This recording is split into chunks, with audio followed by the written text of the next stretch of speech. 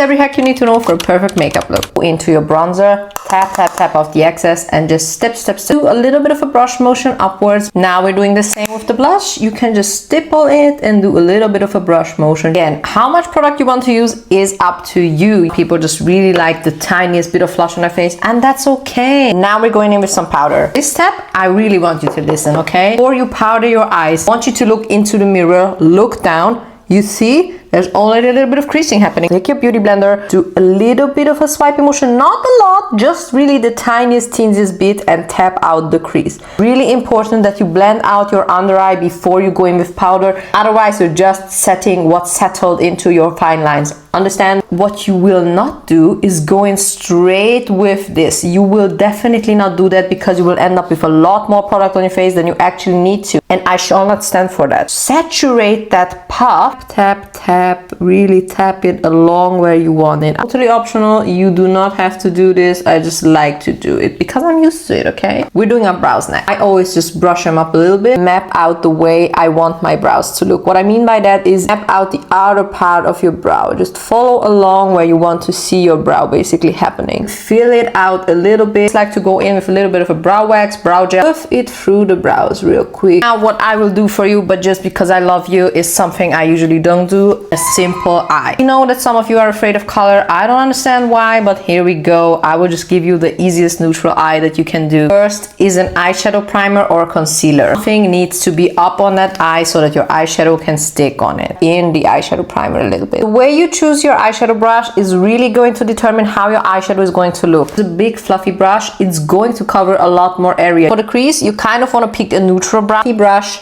Tap it into the color, but then tap off the excess. Kind of like windshield circle wiper motions. Okay, through the crease, you can run it a little bit outwards. Then take a little bit of a cleaner brush and you can just blend out the edges. Be very aware where you hold your eye brush. It very closely. You have a lot more grip. You cannot flow that easily. Hold it a little bit at the end. You'll have control, but it's not gonna be that harsh. Outer corner, you want a denser brush. For the outer corner, you have to go in with a little bit of a darker color. You don't know what to use.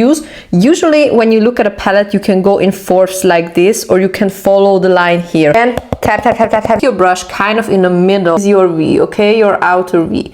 You just kind of want to keep it inside of here. You try to tap it in there and just do a little bit of a swipey motion so that you blend it out already. Sorry if it doesn't look that blended at the beginning, okay? You just want to build up the color and the shape a little bit, and then we can always go back and forth and blend it out. If you're losing a little bit of the color, just go back in really, really lightly, tap it off.